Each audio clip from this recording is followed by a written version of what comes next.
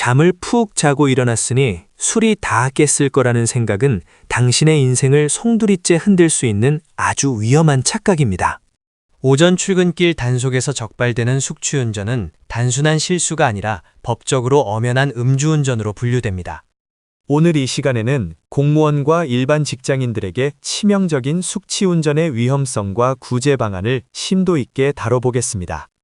풍부한 실무 경험을 가진 누리 행정사님과 함께 실제 사례를 통해 그 해법을 찾아보겠습니다. 많은 분이 억울함을 호소하시지만 법은 잠을 잤다는 사실보다 혈중 알코올 농도라는 수치에 더 집중합니다. 특히 공직에 계신 분들은 단 한 번의 숙취운전으로도 해임이나 파면 같은 중징계 위기에 처할 수 있습니다. 제가 바로 그 상황입니다. 전날 밤 11시까지 마시고 아침 8시에 운전대를 잡았는데 단속에 걸렸습니다. 충분히 잤다고 생각했는데 면허 정지 수치가 나왔어요. 직장 생활이 끝나는 것 같아 앞이 캄캄합니다. 저도 비슷한 처지입니다. 여성이라 술이 더 늦게 깨는 건지 생각지도 못한 수치가 나와서 당황스러워요. 교사로 재직 중인데 이번 일로 징계를 받게 되면 앞으로의 교직 생활이 어떻게 될지 너무 두렵습니다. 두 분 모두 정말 절박한 상황이시군요. 행정사님, 실제로 이런 숙취운전 사례가 최근에 많이 발생하고 있나요? 그렇습니다. 최근 인사혁신처에서 발표한 2026년 공무원 징계 사례 가이드를 보면 아주 유사한 사례가 나옵니다.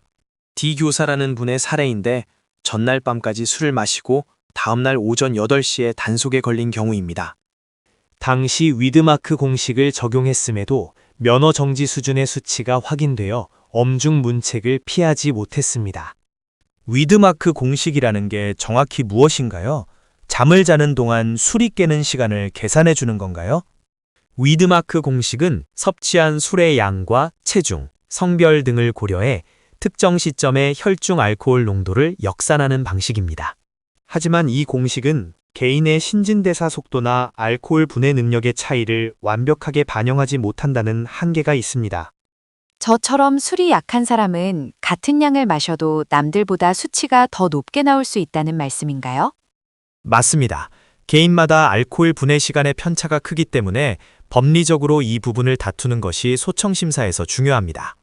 그렇다면 숙취운전으로 징계 위기에 처했을 때 소청심사를 통해 감경을 받을 가능성은 얼마나 될까요? 단순히 억울하다고 주장하는 것만으로는 부족합니다. 당시의 구체적인 상황과 혈중 알코올 농도의 하강 수치를 과학적으로 증명해야 합니다. 앞서 말씀드린 D 교사 사례에서도 알코올 분해 시간의 개인차를 법리적으로 분석하여 대응하는 전략을 사용했습니다. 저는 일반 회사원인데 저 같은 경우에도 행정심판을 통해 면허 정지 처분을 낮출 수 있을까요? 운전이 생계와 직결되거나 과거 음주운전 전력이 없는 등 유리한 정상을 확보한다면 행정심판에서 인용될 확률이 높아집니다. 하지만 숙취운전은 운전자가 음주 상태임을 인지하지 못했다는 점을 입증하는 과정이 매우 까다롭습니다. 결국 전문가의 도움을 받아 치밀하게 준비하는 것이 핵심이겠군요. 교원 징계는 일반 공무원보다 더 엄격한가요? 교육 공무원은 높은 도덕성이 요구되기 때문에 음주운전 1회 적발만으로도 정직 이상의 중징계가 내려질 수 있습니다. 심한 경우 해임이나 파면까지 이어져 연금 수령이나 재임용에 큰 불이익을 당할 수 있으니 초기 대응이 생명입니다. 해임이나 파면이라니 상상만 해도 끔찍합니다. 소청심사에서 중점을 두어야 할 부분은 무엇인가요? 징계 처분이 재량권을 일탈하거나 남용했다는 점을 지적해야 합니다. 평소 성실한 근무 태도와 표창 이력 등도 도움이 됩니다. 무엇보다 숙취운전이라는 특수성, 즉 고의성이 낮았음을 논리적으로 피력하여 징계 수위를 감경받는 것이 목표입니다. 저는 당장 면허가 취소되면 외근 업무를 수행할 수 없어서 직권면직을 당할까봐 걱정입니다.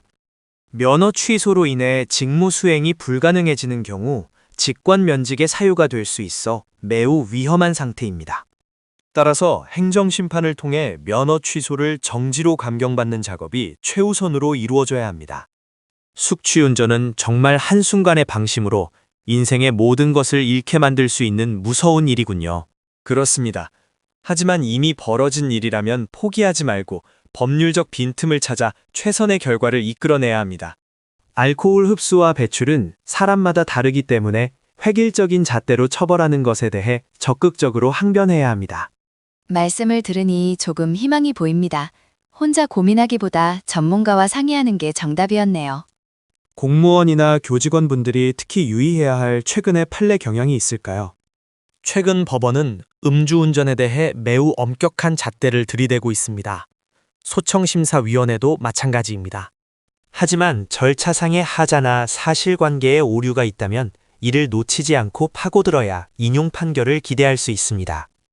긴 시간 동안 숙취운전의 위험성과 대응 방안에 대해 유익한 정보를 주신 누리 행정사님 감사드립니다. 오늘 오신 의뢰인 두 분도 행정사님과 잘 상의하셔서 위기를 슬기롭게 극복하시길 진심으로 응원하겠습니다.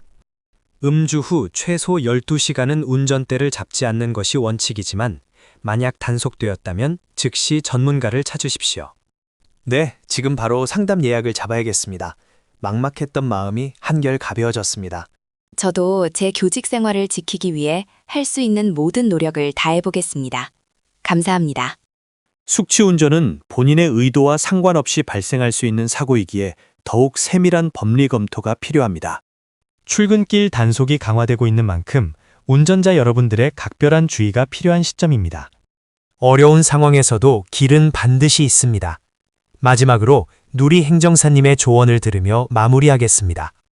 소청심사는 복잡하지만 해결 방법은 분명히 있습니다. 16년 노하우로 길을 찾아드릴 테니 누리 행정사에게 문의하세요.